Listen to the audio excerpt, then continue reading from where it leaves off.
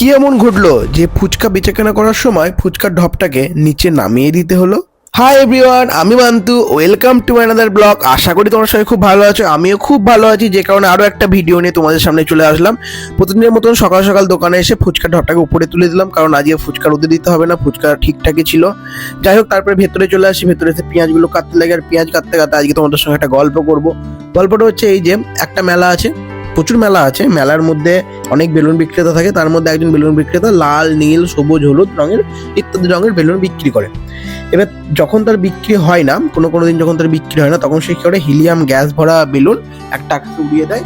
আর সেখানে অনেক বাচ্চা থাকে, তারা উৎসাহিত হয়ে তার কাছে আবার ভিড় করে এবং তার বেচাকেনাটা খুব ভালো হয়। তো এরকমই একদিন সে একটা বেলুন আকাশে উড়িয়ে দেয়, বেচাকেনা হচ্ছিল না বলে।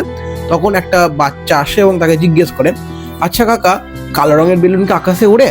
তখন সেই ভদ্রলোক একটু আশ্চর্য হয়ে তখন তাকে উত্তর দিল, আচ্ছা বাবা, কালো রঙের বেলুনও আকাশে ওড়ে, অন্য রঙের বেলুনও আকাশে ওড়ে। কারণ হচ্ছে বেলুনটা রঙের জন্য ওড়ে না, বেলুনটা ওড়ে হচ্ছে তার ভেতরে যে হিলিয়াম গ্যাস থাকে সেই গ্যাসের জন্য ওড়ে। মানুষের জীবনেও কিন্তু এই কথাটা 100% সত্য। আমাদের ভেতরে কি আছে সেটাই কিন্তু প্রধান। আমাদের ভেতরে যে জিনিসটা আমাদের উপরে উঠতে সাহায্য করে সেটা হচ্ছে আমাদের মানসিকতা। তাই আমাদের মানসিকতাকে উন্নত করতে হবে, তবেই আমরা উপরের দিকে উঠতে পারবো।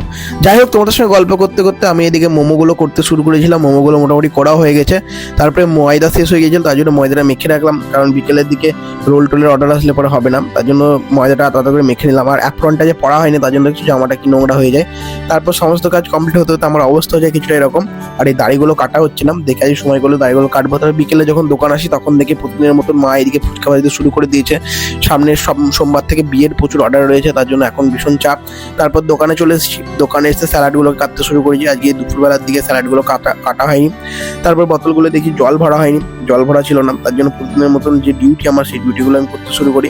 আর তারপর আজকে ফুচকা শেষ হয়ে গিয়েছিল, বেচাকেনা এতই হয়েছিল যে ফুচকা শেষ হয়ে গেছে, তার জন্য আবার পুনরায় ফুচকা ঢালতে হলো। তারপর ফুচকাটা ঢেলে আমি আর প্রবীণ দাদা দুজন মিলে ধরে ঢপটাকে উপরে তুলে দিলাম। আর তারপরে এদিকে বেশ কিছু আরও অর্ডার চলে এসেছিলো, বার্গারের অর্ডার এসেছিলো। এদিকে বার্গারের টিকিয়াগুলো আমি ভাজতে শুরু করি। এদিকে ফ্রাই মোমোর অর্ডার এসেছিলো, ফ্রাই মোমোগুলো ভাজছিলাম। তা করতে করতে মোটামুটি 10টা 6 মতন বেজে গেল, আর আমাদের দোকান 10টার দিকে বন্ধ করতে শুরু করে দিই। তারপর কি দোকানের অবস্থাটা কিছুটা এরকম লাগে, ফাঁকা ফাঁকা। তারপর প্রবীণ দাদার দিকে বাসনগুলো তুলতে শুরু করে, আর আমি ওইদিকে একটু ক্যাত মেরে আমার একটা ভিডিও করে নিই, আর সমস্ত কাজ কমপ্লিট হয়ে যায়, ঘর দূর সমস্ত কিছু পরিষ্কার করে ফেলে।